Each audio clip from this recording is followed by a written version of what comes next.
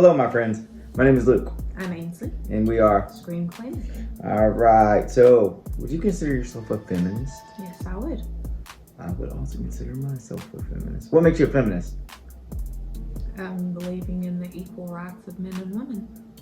Okay. Are you also a man hater? Yeah, a little bit. I ask you these questions because today we are going to be talking about a comic book called Mom. This is the book that we're going to be talking about. Illustrated by, it's actually stories by Jude Ellison S. Doyle and illustrated by A.L. Kaplan. Colors are by Fabiana Mascalo with coloring assistance by Federica Mascalo. Letters are by Cardinal Ray. Also does Eat the Rich. And then the cover is by Ariella Cristantina with colors by Sarah Stern. The story is two sisters go to this feminist retreat. It's all women. The only man allowed on the compound is the driver, and he's not allowed to see any of the women. He's just allowed to drive onto the property to drop women off. Long story short, one of the sisters, Marion, I think is her name is. She decides it's a little kooky. She's not that much of a fan of it, and she asks him to come back that night to pick her up and take her to a bar. She goes to the bar, gets date raped, and it ends with her and her sister talking about some past trauma that Marion had suffered at the hands of a man, and how there was no justice, so she wasn't going to seek any retribution for this rape. So she goes to the bar. Somebody gets drugged. Yeah, somebody slips a date rape drug into her drink. She gets roofied. Obviously, we are just scratching the surface of this story with what we've read in this first issue here. It's 1 of 5. Mall 1 of 5, and I feel like we do horror content, and sometimes when it comes to movies and stuff, I think I've said this before, but there has to be a conversation about like how far do you go when you're talking about about sexual assault and rape and things like that, and using it as a plot device. I think now I'm a male, so that's not something that males have to worry about as much. Men get raped too. Yes, I agree. But I guess what I'm saying is mostly in movies and comic books is what I'm saying. That when you see those kind of things in horror content, then it's mostly women that it's happening to, and that in and of itself is a horrific thing. So that in and of itself would make something like a horror for someone, I find it more horrific than murder. Yes. Well, you have to live with that, right? So it's right. I am sometimes I'm appalled or disturbed or whatever you want to say by how some people present it and deal with it in some things, because I don't feel like and I don't, having not been somebody that has had this happen to me, I don't know how much of a voice I should try to give to being upset about that, I guess I should say. But at the same time, where do you draw the line on that kind of stuff is basically what I'm saying. And how do you deal with it? I think if you think it's exploitation, then you have the right to speak up and say, hey, I think that's explicit. Definitely.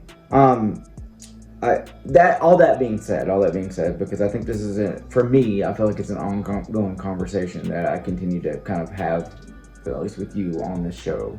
I think that this book, to me, did a very good job dealing with it so far. I don't know what we're going to get out of future stuff. I think that it did not glorify it, for one thing. I think that you could... I think it's something that's important to be spoken about. Definitely. But there is, like you said, a line. And I think it's fairly easy to tell when that line has been crossed. I don't think it's a dainty line.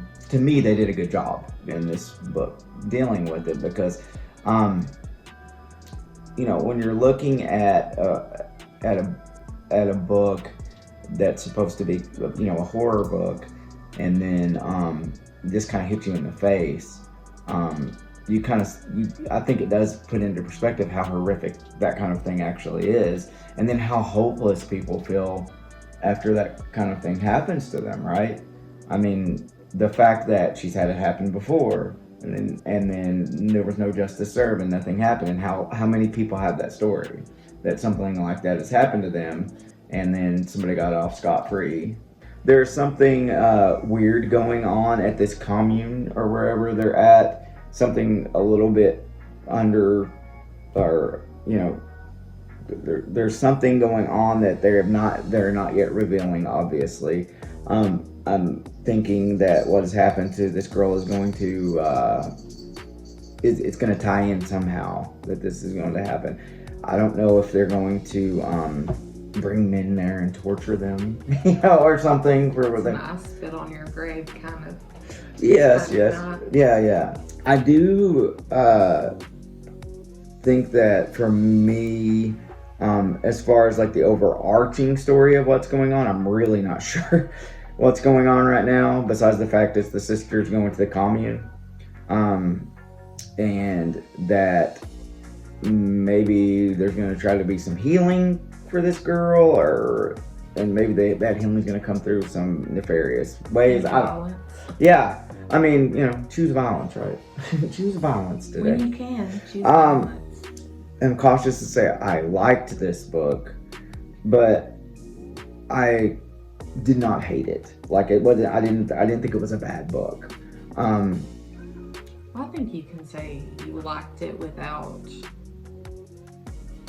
I thought it portrayed what it was trying to portray very well, and it was disturbing in a good way for that, without being cringy. I know we say cringy a lot on this show, but like it. I think you can like it or enjoy the story without having to have enjoyed the rape or what the character is going through. Yeah.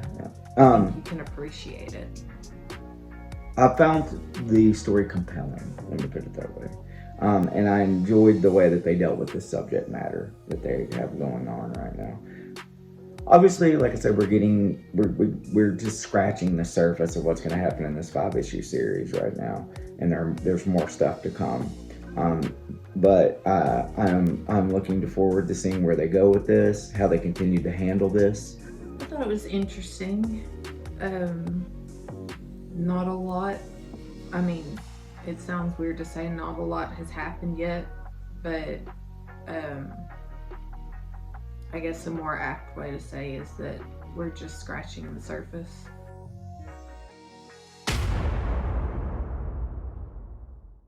I'm gonna give this one a decent 2.5 screams. It's still in my ratings. You want me to let you go first next one? I'm gonna give this one a decent 2.5 screams because I'm interested, but also because the